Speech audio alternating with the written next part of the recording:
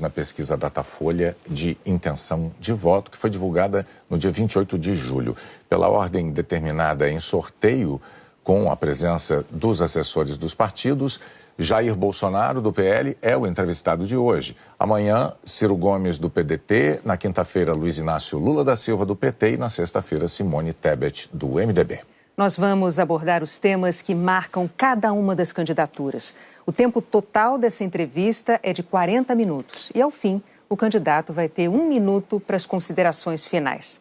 Candidato Bolsonaro, boa noite. Obrigada pela presença. Eu agradeço também a sua presença, candidato. E o tempo começa a ser contado a partir de agora. Nós vamos começar a entrevista com um assunto que tem mobilizado os brasileiros. O senhor tem xingado ministros do Supremo Tribunal Federal, tem feito ataques sem prova nenhuma ao sistema eleitoral brasileiro. O senhor chegou, inclusive, a ameaçar não ter eleição no Brasil, como se coubesse ao senhor decidir uma coisa dessas. Candidato, com franqueza, o que é que o senhor pretende, ou o que é que o senhor pretendeu com isso? O senhor pretendeu, por acaso, criar um ambiente que, de alguma forma, permitisse um golpe, contra o qual, inclusive, a sociedade civil se manifestou agora com a divulgação de 2 manifestos ou outros manifestos em defesa da democracia? Primeiro, você não está falando a verdade quando fala xingar ministros. Isso não existe. Isso não existe. É um fake news da sua parte. Outra coisa, eu quero é transparência nas eleições. Vocês, com toda certeza, não leram o inquérito de 2018 da Polícia Federal, que inclusive está inconcluso. E aquela pergunta que eu sempre faço: se você pode botar uma tranca a mais na sua casa para evitar que ela seja assaltada, você vai fazer ou não? Então esse é o objetivo disso que eu tenho falado sobre o Tribunal Superior Eleitoral. E outra coisa, em 2014, tivemos eleições, no segundo turno, o PSDB duvidou da lisura das eleições e contratou uma auditoria. E a conclusão da auditoria do PSDB, que as urnas são inauditáveis. E só para ficar bem tranquilo aqui, Boni, 2018, houve uma denúncia de fraude e a senhora Rosa Weber determinou que fosse aberto um inquérito pela Polícia Federal para apurar a fraude. Que, obviamente, se houve fraude, eu ganhei, quem fraudou seria eu. A PF começou a apuração. E quem informou o que eu vou te falar aqui para a PF foi o Tribunal Superior Eleitoral. Numa das partes do inquérito está assinado pelo chefe do TI do TSE que hackers ficaram por 8 meses dentro do TSE, inclusive com a senha de um ministro, de nome Banhos, além de senha de outros 5 servidores. Imediatamente a Polícia Federal pediu os logs, as impressões digitais do que ocorreu nas eleições de 2018. O TSE podia ter informado no mesmo dia, mas 7 meses depois, o TSE informou que os logs haviam sido apagados. Então a grande interrogação é exatamente essa daí. Nós queremos evitar que dúvidas pairem por ocasião das eleições agora desse ano. Nada mais além disso. É curioso que o senhor se refira a esse episódio, porque o senhor, inclusive, foi acusado de ter divulgado informações sigilosas de investigações inconclusivas. Mas sobre a transparência que o senhor afirma defender das urnas, órgãos fiscalizadores como o Tribunal de Contas da União, a Advocacia Geral da União, associações de juízes, associações de juristas, associações de delegados da Polícia Federal, todos já atestaram a segurança das urnas eletrônicas. Eu vou além. A transparência e a segurança das urnas eletrônicas tem sido motivo de orgulho da maioria da população brasileira. Agora, o senhor começou a sua resposta afirmando que eu tinha cometido fake news. Em nome da verdade, candidato, o senhor xingou o ministro do Supremo de canalha. O senhor fez isso com o microfone. Então, e ele vinha fazendo contra mim. Mas, candidato, eu lhe perguntei qual era o seu propósito. Lembra a pergunta que eu fiz ao senhor? Qual era o seu propósito? Falou ministro. Foi um ministro específico. Senhor. Tá ok? Tá refeita aqui a dúvida? Mas não, é que o senhor disse que eu cometi fake news.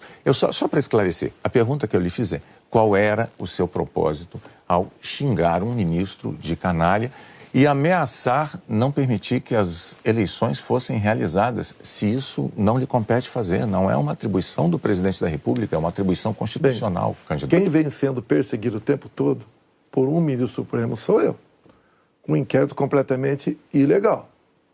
E as medidas que vinham sendo tomadas por esse ministro eram contestadas. Lá atrás, inclusive, a procuradora Raquel Dodge deu um parecer para que esse inquérito deixasse de existir. E continua existindo. A temperatura subiu. Hoje em dia, pelo que tudo indica, está pacificado.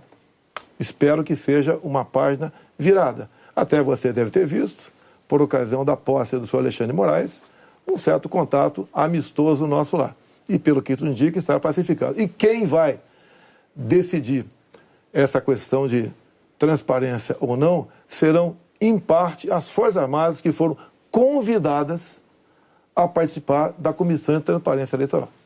As Forças Armadas são uma das partes, né, desse grupo que analisa a segurança. A grande questão não é nem a presença das Forças Armadas, candidato. A grande questão que se dá é que o senhor se coloca como patrono das Forças Armadas e a forma como o senhor ataca o sistema eleitoral é que causa ruído e que causa uma certa intranquilidade no ambiente eleitoral. Teremos eleições, o ministro Alexandre de Moraes acabou de assumir. Amanhã ele tem um encontro, pelo que me parece, um encontro com o ministro da Defesa para tratar desse assunto sobre transparência eleitoral. Eu tenho certeza que o ministro Alexandre de Moraes vai conversar e chegar a bom termo essa questão de eleições. Agora, precisei provocar para que chegasse a esse ponto. Pode ter certeza que vão ter eleições limpas e transparentes no corrente ano. O senhor costuma dizer que defende a liberdade, mas a impressão que dá quando a gente vê manifestações de apoiadores seus é de que nem todos têm a mesma percepção daquilo que o senhor defende, porque é muito comum vermos apoiadores seus defendendo medidas absolutamente inconstitucionais. Fechamento do Congresso, fechamento do Supremo Tribunal Federal, golpe militar, intervenção militar com Bolsonaro, essas coisas são ditas. Inclusive tem uma frase que é muito ouvida também nessas manifestações por parte desses grupos que é: eu autorizo. No entanto, o senhor não os desautoriza, candidato. Isso não é uma sinalização ruim dessa parcela de apoiadores? Você vê as manifestações nossas sem qualquer ruído, uma lata de lixo sequer virada nas ruas. Eu considero como liberdade de expressão. Essas, artigo 142. O que é artigo 142? É um artigo da Constituição, que eu não entendo da maneira como alguns pouquíssimos entendem. Quando alguns falam em fechar o Congresso, é liberdade de expressão deles, eu não levo para esse lado. Tá? E para mim isso aí faz parte da democracia. Não posso eu ameaçar fechar o Congresso. Isso, ou o Supremo Tribunal Federal. Então, Bonner, eu não vejo nada demais, vejo como liberdade de expressão, como alguns falam em AI-5, nem existe mais AI-5. Você querer punir alguém por ter levantado uma faixinha no meio da multidão AI-5, bom, isso aí é uma coisa que, no meu entender, não leva a lugar nenhum. Agora, o outro lado... Eu não quero interrompê-lo, mas é que o senhor disse algo muito... Perdão, candidato. O senhor disse algo muito importante ainda há pouco. O senhor disse, referindo-se ao ministro Alexandre de Moraes, que teremos eleições, elas serão limpas, etc. Com o intuito de tirar esse estresse, tirar a intranquilidade desse momento eleitoral do Brasil, o senhor não quer aproveitar essa oportunidade diante de milhões de brasileiros para assumir um compromisso eloquente de que vai respeitar o resultado das urnas, seja ele qual for? Seja qual for, eleições limpas devem e têm que ser respeitadas. O senhor vai respeitar... Limpas e transparentes têm que ser respeitadas. Está atestado que as eleições brasileiras são limpas e são transparentes e que as urnas são auditáveis. Isto posto, eu lhe pergunto mais uma vez. O senhor vai assumir um compromisso diante de milhões de brasileiros de respeitar o resultado das urnas e estimular os seus seguidores a fazer o mesmo, candidato? Serão respeitados os resultados das urnas desde que as eleições sejam limpas e transparentes. Como você disse que são auditáveis, em 2014 não aconteceu isso. Mas tudo bem. Vamos botar um ponto final nisso? O senhor vai botar um ponto final? Está resolvido. Ponto final. Vamos para outra pergunta, outro assunto. Então, vamos respeitar os resultados. Nós temos uma declaração importante do candidato Bolsonaro assumindo publicamente o respeito ao resultado das urnas de outubro. Renata. Pandemia, candidato. Nos momentos mais dramáticos, o senhor imitou pacientes de Covid com falta de ar. Sobre as mortes, o senhor disse, e daí, eu não sou coveiro? O senhor estimulou o uso e usou dinheiro público para comprar medicamento comprovadamente ineficaz contra a Covid. O senhor desestimulou a vacinação. O senhor não teme ser responsabilizado, senão pelos eleitores, pela história? Olha, nós compramos mais de 500 milhões de doses de vacina. Só não se vacinou quem não quis. Eu acho que vocês dois se vacinaram. Comprada por mim. E em tempo bem mais rápido que outros países, que isso não tinha no mercado. Não poderia eu, num primeiro momento, por exemplo, falar que devíamos assinar certos contratos, como por exemplo com a Pfizer, onde a Pfizer não garantia a entrega da vacina. A primeira vacina no mundo foi dada em dezembro de 2020. Em janeiro, nós já estávamos vacinando no Brasil. Então, fizemos a nossa parte. E o grande erro disso tudo foi um trabalho forte da grande mídia, entre eles a Globo, desestimulando os médicos a fazerem o tratamento precoce, que isso é conhecido como uma liberdade do médico. Quando algo é desconhecido, como até hoje é desconhecido ainda os efeitos, possíveis efeitos colaterais da vacina, desaconselhar, inibir, ameaçar, caçar o registro de médicos. Isso que foi errado feito durante a pandemia. Mas, candidato, o senhor desestimulou a vacinação. Isso não tem nada a ver com liberdade. O senhor chegou a dizer que quem tomasse a vacina poderia virar jacaré. Mas o senhor associou a vacinação ao vírus da AIDS. E mais, quanto às vacinas, a Pfizer esperou 93 dias por uma resposta quando a empresa procurou o governo para tratar de vacina. A Coronavac, o senhor desautorizou o ministro e chegou a suspender a compra da vacina. Não houve suspensão da minha parte. A questão da Pfizer. No contrato da Pfizer estava escrito: não nos responsabilizamos por qualquer efeito colateral. Outra coisa, a Pfizer não apresentou quais seriam os possíveis efeitos colaterais. Eu usei uma figura de linguagem: jacaré. Figura de linguagem? Sim. Você acha que é o caso de brincadeira? Não é brincadeira isso. Isso faz parte da literatura portuguesa. Então, brincadeira é, num momento difícil para o Brasil, a imprensa desautorizar os médicos pela sua liberdade de clinicar. Esse foi o grande problema. E outra coisa, eu não errei nada do que eu falei. Eu falei no início da pandemia que nós devíamos tratar dos idosos, pessoas com comorbidade, e o resto da população trabalhar. Isso eu falei e não errei. Hoje, muitos países já falam que o lockdown foi um erro, que as pessoas se contaminavam muito mais em casa do que nas ruas. E outra coisa, se falava em fazer o que o lockdown? Lockdown 1 mês, 2 meses no máximo para achatar a curva. Durou mais de 1 ano o lockdown. E até hoje continua gente falecendo por Covid. Ou seja, o lockdown serviu sim para atrapalhar a nossa economia e contaminar mais pessoas ainda em casa. Candidato, mas as medidas socioeconômicas importantíssimas, elas foram adotadas por governos no mundo inteiro justamente para sustentar o fique em casa no pico da pandemia, fique em casa se puder. Para que as pessoas pudessem proteger a própria vida e, ao mesmo tempo, receber um amparo econômico. Para evitar o colapso dos hospitais, aliás, como nós vimos em Manaus. Pessoas morrendo com falta de oxigênio por um erro de logística e gestão do seu ministro da Saúde. Negativo. Menos de 48 horas estavam chegando já cilindros lá em Manaus. Lá foi uma coisa atípica, anormal, que aconteceu de uma hora para outra. Menos de 48 horas, cilindros começaram a chegar em Manaus de alguns pontos do Brasil. Fizemos a nossa parte em Manaus. Não faltou da nossa parte recursos bilionários para governadores e prefeitos enfrentarem a Covid, construírem hospitais de campanha. Então fizemos a nossa parte. Raro país do mundo que fez algo melhor do que nós fizemos.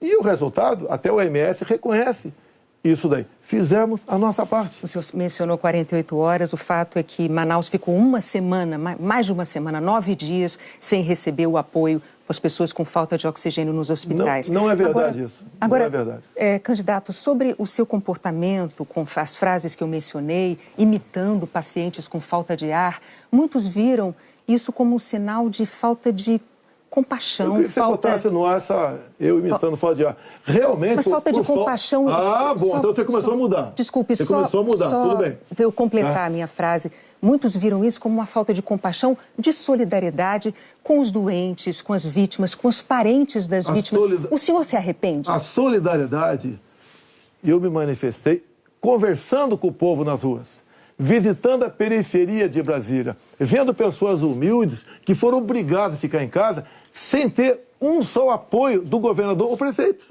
Isso que aconteceu. E nós fizemos exatamente o quê? Demos o auxílio emergencial imediatamente. 68 milhões de pessoas humildes começaram a receber o auxílio emergencial. Eles estavam condenados a morrer de fome dentro de casa. O senhor não se arrepende das declarações? Ou ir para as ruas, fazer o que não queriam. Poderiam ter um caos na rua, caos porque pessoas com fome iriam para a rua. Criamos imediatamente o auxílio emergencial. Fizemos a nossa parte. Demos tanto dinheiro para governadores e prefeitos que a gente não tem notícia de eles terem atrasado folha de pagamento ou até mesmo 13º. E quando tivemos a oportunidade de investigar fraudes, aquela CPI do circo feita por Renan Calheiros, Omar Aziz e Randolfo Rodrigues, não quiseram investigar os desvios de recursos enviados para 9 governadores do Nordeste. Fizemos a nossa parte e tratei com muita seriedade essa questão. Agora, não adotei o politicamente correto. Não estimulei. Inclusive, o que eu falei é que quando foi decidido o que era essencial, o trabalho essencial, eu falei, deve ser todo aquele necessário para o homem ou a mulher levar o pão para dentro de casa. A própria MS concordou comigo nessa questão. Então o senhor chama isso de politicamente incorreto? O senhor não se arrepende do seu comportamento, das frases que fez, imitando pessoas com falta de ar, como solidariedade com as famílias que sofreram? Você acabou de falar que eu não imitei falta de ar e voltou a falar em falta de ar novamente. Você voltou a falar em falta de ar novamente. 700 mil mortos. A minha pergunta é muito específica. O senhor se arrepende disso? Lamento as mortes. Não tem que não perder um parente, um amigo. Lamento as mortes. Agora, não poderia ser tratada a Covid da forma como começou a ser tratada. E quando você fala em tratamento precoce, lembre-se que no protocolo do Mandetta tinha o tratamento precoce lá, mas só em casos graves, onde eu não concordei com ele. No início, o protocolo do Mandetta era vá para casa. Quando sentir falta de ar, procura um hospital. Eu falei, procurar para quê se não tem remédio? E não tinha vacina também naquele momento. Bom, vamos falar de economia? Eu só queria observar, a Renata não retirou observação sobre o fato de o senhor ter imitado pessoas com falta de ar. Ela disse... Não. Ela disse que o senhor imitou gente com falta de ar e que faltou também a solidariedade. Foram as duas coisas. E o senhor não respondeu. Mas, candidato, o senhor já deixou claro que o senhor acha que mais brasileiros se contaminaram por ficar dentro de casa sem se expor. Não, o senhor disse isso. Nova York mostra isso aí. O senhor disse isso. Então, vamos agora para a economia. Dentro de casa que fora de casa. Vamos para a economia. Vamos para a economia, que é um tema que o senhor também gostaria de abordar certamente. Em 2018, como candidato, o senhor disse assim, numa entrevista: eu sei do que é que o povo precisa. Inflação baixa, taxa de juros menor, dólar menor. Aí veio o seu governo, os juros básicos da economia dobraram, a inflação mais que dobrou, o dólar que estava em R$ 3,90 está em mais de R$ 5,00. É verdade que tudo isso se deu num cenário de pandemia e num cenário também de guerra na Ucrânia. Ocorre que esse cenário não mudou, não é? A pandemia não acabou, infelizmente, e a guerra da Ucrânia é uma realidade ainda. Pergunto, candidato, qual é o seu plano, uma vez reeleito, para cumprir num segundo mandato as promessas que o senhor fez em 2018 para a economia? Primeiro, as promessas foram frustradas pela pandemia, por uma seca enorme que tivemos no ano passado e também pelo conflito da Ucrânia com a Rússia. Se você pegar os dados de hoje, você vê o Brasil como talvez o único país do mundo com uma deflação. Um país onde vai ter uma inflação menor do que, por exemplo, a Inglaterra, menor que os Estados Unidos. Você vê também que a taxa de desemprego tem caído no Brasil. Os números da economia são fantásticos, levando-se em conta o resto do mundo.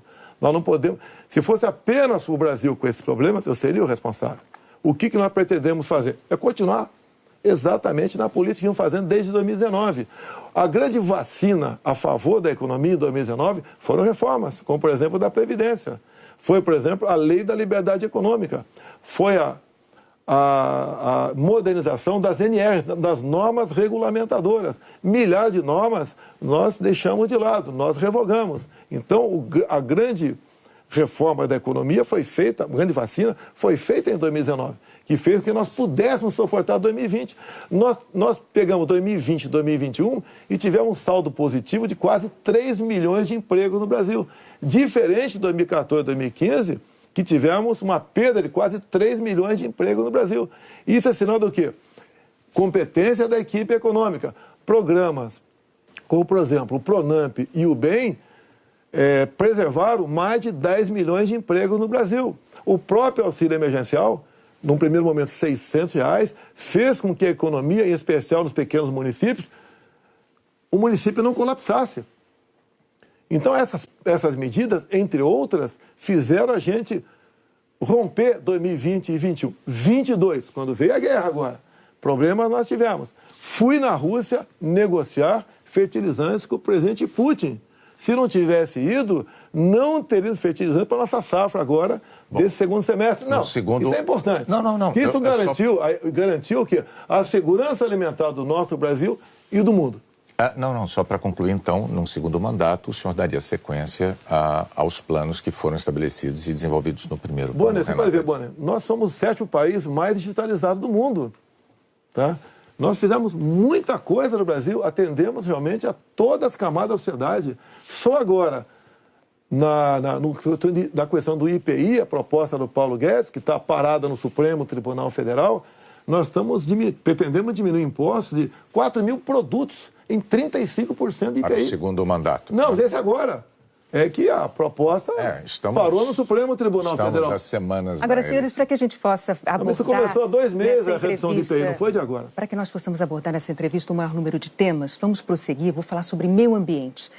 Em 2020, o seu então ministro do Meio Ambiente, Ricardo Salles, disse que era para aproveitar que a imprensa toda estava focada na cobertura da pandemia para ir desregulamentando as leis ambientais, o que ele chamou de passando a boiada. Fato é que, no seu governo, a taxa anual de desmatamento da Amazônia deu um salto, é a maior em 15 anos. O senhor continua apoiando essa política de desregulamentação? Olha, você tem que pensar que na Amazônia você tem quase 30 milhões de habitantes lá. Tem 30 milhões de brasileiros na Amazônia. Primeira preocupação é essa. Outra, qualquer propriedade lá tem que preservar 80% e pode usufruir de 20%. Eu tentei, nos primeiros 2 anos de mandato, fazer a regulação fundiária, para saber, por exemplo, qualquer local desmatado ou com foco de calor, de quem é o CPF daquela propriedade.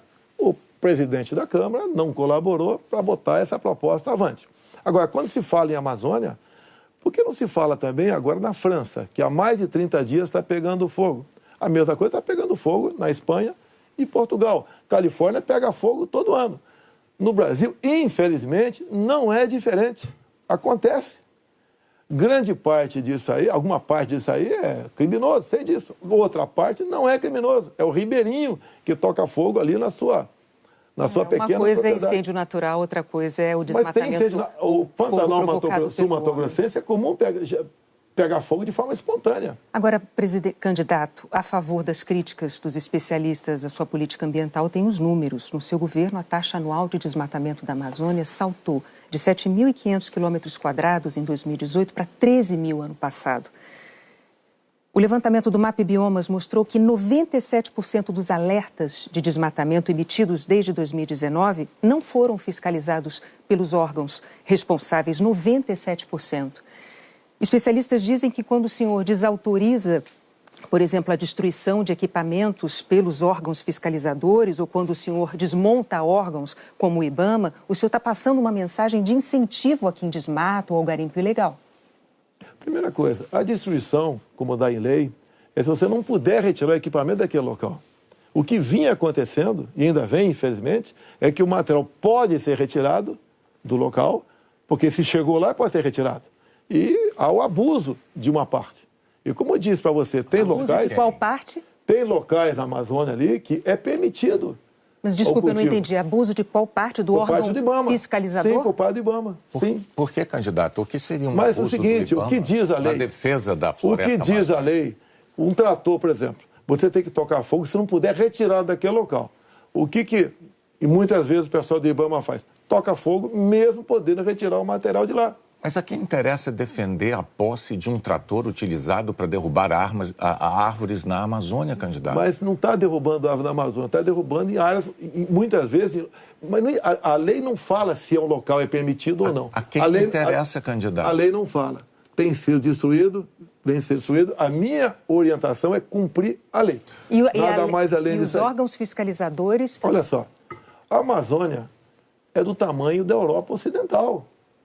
Ali na Amazônia cabe uma Alemanha, cabe uma França, cabe uma Itália, cabe um Portugal, cabe um montão de países. Você pensa que fiscalizar, evitar que pegue fogo Mas assim, só para vamos lá? entender, então, sobre a desautorização dos órgãos fiscalizadores para destruir equipamento apreendido. Não desautoriza, mando cumprir a lei. A lei fala que se o material puder ser retirado de lá, assim como entrou, não é para ser destruído. Mas com que propósito mesmo? Eu não entendi. Cumprir a lei. Propósito, cumprir a lei. Faz lá dentro, eu tenho aqui uma aspas. Tem quase 30 milhões de pessoas que têm que sobreviver. Eu tenho aqui uma aspas em que o senhor diz que não é para queimar nada, maquinário nem trator. Mas vamos adiante, o fato é que, sobre o meio ambiente, em 2018, o mundo tinha uma visão sobre o compromisso ambiental do Brasil. Hoje, o mundo vê o Brasil como um destruidor de florestas. Num segundo mandato, o que o senhor vai fazer para mudar essa imagem? Primeiramente, destruidor de florestas. É uma mentira. Ninguém quer destruir floresta, né, por livre e espontânea vontade. O acordo Mercosul-União Europeia estava travado. Com os problemas agora da guerra, Ucrânia, Rússia, a União Europeia quer acelerar o acordo conosco para o Mercosul. Dizer mais, a Alemanha está usando combustíveis fósseis. Por quê?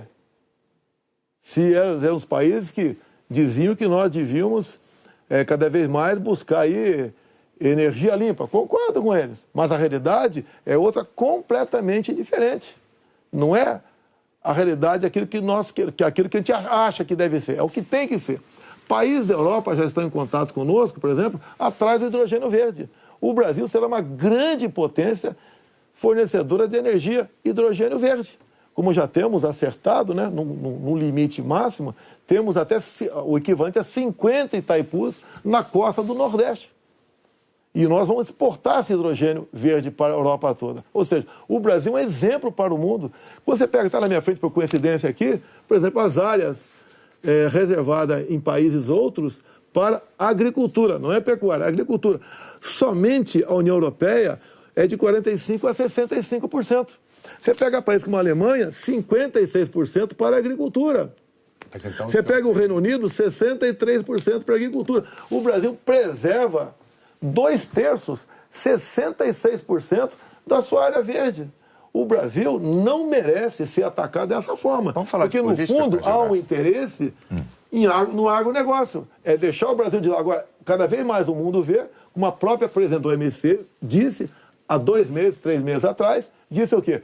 Que o mundo, sem o agronegócio do Brasil, passa fome. Ou seja, a realidade é isso aí. Vamos ver se o Brasil consegue mudar essa imagem. Vamos tentar mudar, sim. Bom, vamos falar de política agora, que candidato. Muito importante isso agora. Está também nas atenções por motivos claros. Em 2018, o senhor candidato à presidência, o senhor se apresentava como o candidato da antipolítica e o candidato contra o Centrão. Na convenção do seu partido, o general Heleno chegou a cantar se gritar, pega Centrão, não fica um, trocando a palavra ladrão por Centrão, etc. Isso ficou muito famoso. Hoje, a verdade é que o Centrão, ele é a base do seu governo. Na semana passada, quando o senhor estava saindo lá do Palácio da Alvorada, inclusive o senhor enfrentou lá um incidente com aquele youtuber que foi cobrar do senhor essa aliança do seu governo com o Centrão. Eu pergunto, por que eleitores como aquele, que se sentem traídos pelo senhor, acreditariam nas suas promessas de agora? Você está me estimulando a ser ditador. Eu, candidato? Você. Porque o Centrão são mais ou menos 300 parlamentares. Se eu deixar de lado, eu vou governar com quem? Não vou governar com o parlamento. Então você está me estimulando a ser um ditador. São 513 deputados. 300 são de partidos de centro. pejorativamente chamado de Centrão. O lado de lá, os 200 que sobram, é o pessoal do PT, PCdoB, PSOL, Rede. Não dá para você conversar com eles. Até eles não teriam número suficiente para aprovar sequer um projeto de lei comum. Então, os partidos de centro fazem parte, em grande parte, da base do governo para que nós possamos avançar em reformas. Como temos avançado em muitas coisas. Como, por exemplo, através do Centrão, nós conseguimos o Auxílio Brasil de R$600 para 20 milhões de famílias. Dá para imaginar isso? E olha só, os partidos de esquerda votaram contra o parcelamento dos precatórios, que era condição para a gente dar lá atrás R$400 de Auxílio Brasil para esses mais necessitados. Então o PT votou contra o Auxílio Brasil de 400. Não, votou contra a questão dos precatórios. Do parcelamento, que sem parcelamento você não tem como conseguir recurso no orçamento para pagar os 400. Assim como agora o PT também votou contra, tá? Ou melhor, discursou contra os R$600 e votou favorável. A questão política, assim como a questão de poucos meses, para diminuir o preço da gasolina no Brasil, todos os senadores do PT votaram contra a redução de semestre no Senado. Agora vamos lá, candidato. Agora, como é que eu vou trabalhar com o parlamento sem os partidos de centro? Mas a questão... O senhor disse que eu estou estimulando o senhor a ser ditador. Está estimulando, sim. Por favor, candidato. Não, longe de mim, não. Eu não estimulei nada. É que a questão é a seguinte. Em 2018, o senhor chegou a dizer, até com propriedade, que governos anteriores tinham feito alianças com o Centrão. Mas o senhor disse criticamente que esses governos anteriores tinham feito nomeações com interesse político partidário e que isso tinha tudo para dar errado. O senhor chegou até a concluir assim: por isso eu não integro o Centrão. Mas recentemente, há dias, o senhor, com muita naturalidade, disse assim: eu sempre fui do Centrão, eu vim do Centrão. Aí eu tenho que perguntar ao candidato, em nome da clareza para os eleitores, em qual dessas duas afirmações o eleitor deve acreditar? O senhor sempre foi do Centrão? Ou o senhor, como disse em 2018, diz: eu nunca fui do Centrão por esse motivo? No meu tempo não era Centrão, não existia Centrão. Como assim? No meu tempo, esses partidos que eu já integrei não eram tidos como partido do Centrão. Agora, o importante, Boni, nós estamos num governo sem corrupção. Eu indiquei ministros pelo critério técnico. Eu não aceitei pressões de lugar nenhum para escalar ministros. Qual governo teria o ministro padrão Tarcísio de Freitas na infraestrutura? Padrão Marcos Pontes na ciência e tecnologia? Padrão a Tereza Cristina na agricultura? Padrão Gilson Machado no turismo? Uma pessoa desconhecida até chegar no meu governo. Padrão Onic Lorenzoni, que eu considero como um coringa meu. Padrão Braga Neto, que esteve na defesa. Ou seja, padrão Salles, uma pessoa excepcional. Padrão atualmente o ministro Juca, do Meio Ambiente. Então essas pessoas que deram um impulsionamento ao governo. Estamos governando com competência e sem corrupção, porque não tem indicação política para esse ministério. Citou vários ministros, então, aproveitando a deixa, eu vou falar de um tema importantíssimo para o futuro do Brasil, que é a educação. No seu governo, o senhor indicou 5 ministros diferentes. Um deles caiu justamente por um escândalo de ter beneficiado pastores com dinheiro da educação e diz que foi a seu pedido no caso de um dos pastores. Qual é a dificuldade de escolher um bom ministro da educação? Por muitas vezes, depois que a pessoa chega, a gente vê que ela não leva jeito para aquilo. Não foi só da educação. Ele teve acusação. Ele teve morte de prisão. Ele foi preso, inclusive.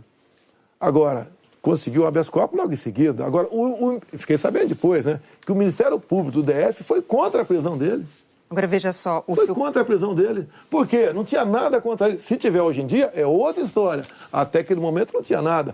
A questão de ter 2 pastores, um que está no gabinete dele, qual é o problema? Agora, se ele faz besteira, se essa pessoa... Agora, nós começamos a investigar o caso dos pastores. Não foi a Polícia Federal. Nós começamos a investigar com a CGU. Agora, só na área da educação, o primeiro-ministro escolhido pelo senhor caiu depois de 3 meses por causa de um escândalo, pediu que professores gravassem slogans de campanha seu.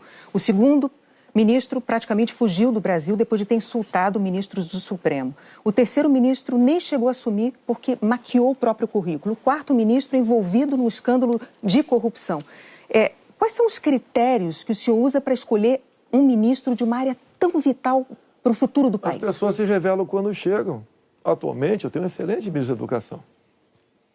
Não acontece. É igual um casamento, muitas vezes. Mas o senhor concorda que essa alta rotatividade prejudica o ideal era não ter vários... O ideal era não ter rotatividade nenhuma, mas acontece. Outros ministros foram trocados também. Bom, por vários motivos. Agora, depois desse escândalo do MEC... Que escândalo do MEC, Boni? A saída do ministro Mas a saída é escândalo, MEC? Não é escandaloso, candidato, sim. Um ministro destinar dinheiro da educação para 2 pastores, dizendo que o presidente da República indicou um deles. Cadê o duto cadê o duto do dinheiro vazando ali? Cadê o dinheiro? Candidato, não sabemos. Cadê o dinheiro aparecer? Você não sabe? E está me acusando? Não, está acusando o Milton por isso? O senhor tem todo o direito de achar que não foi um escândalo. Nós vamos adiante.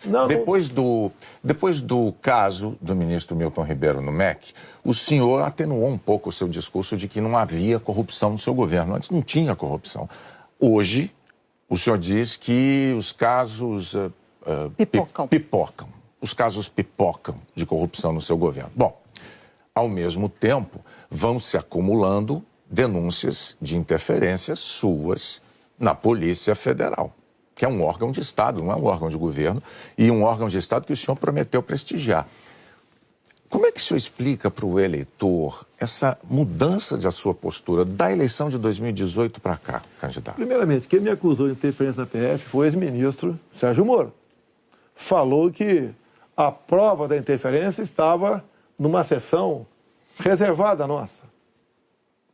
Bem, eu não queria, a sessão foi gravada, eu não tinha obrigação de entregar ali a fita. O senhor teve 4 diretores gerais da Polícia Federal eu não tinha obrigação de entregar a fita. Entreguei a fita. Foi revelado, até com muitos palavrões na reunião de ministros. Não acharam nada. O que acontece? Eu, quando entrego o ministério para alguém, eu dou o ministério para aquela pessoa agir. Tá? A Polícia Federal, com a saída do Sérgio Moro, melhorou e muito na apreensão de drogas, na apreensão de numerários, tá? Em operações, melhorou muito. Em armamento, melhorou.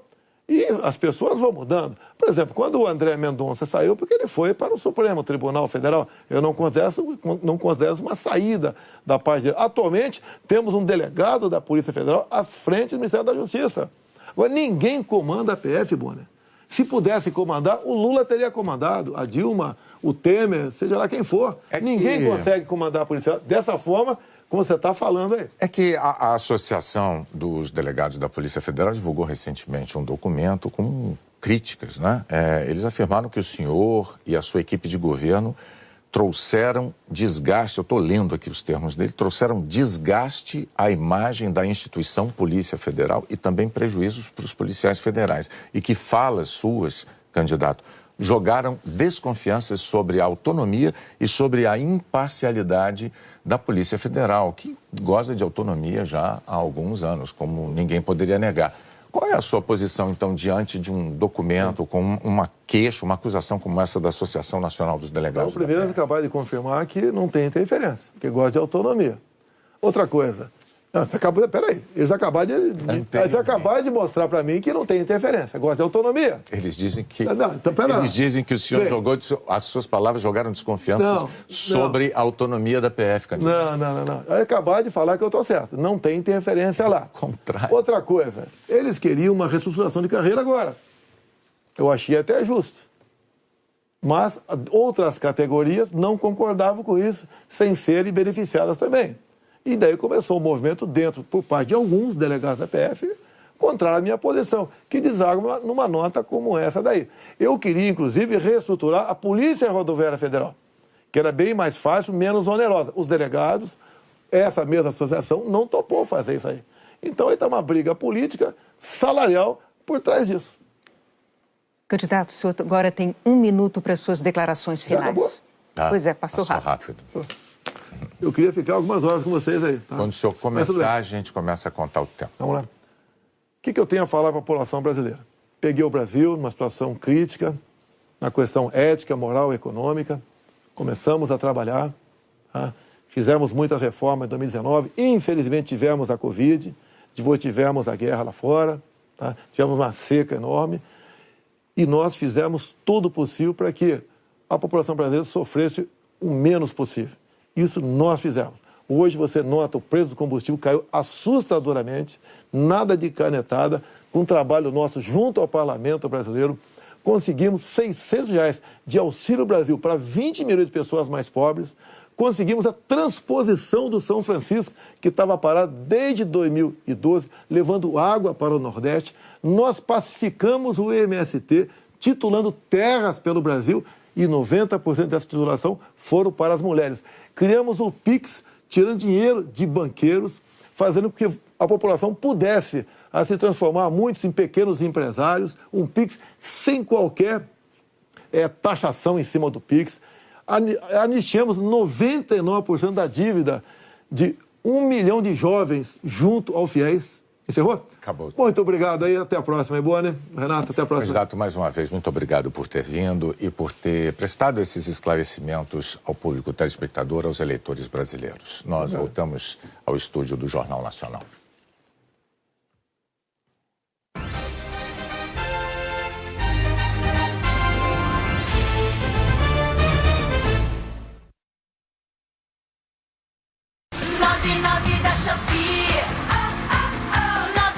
Dia 9/9 é Super Shopping Day na Shopee. Vem pro app. Coração não é tão simples quanto pensa. Nele cabe o que não cabe na dispensa. Cabe o meu amor, cabe em 3 vidas inteiras.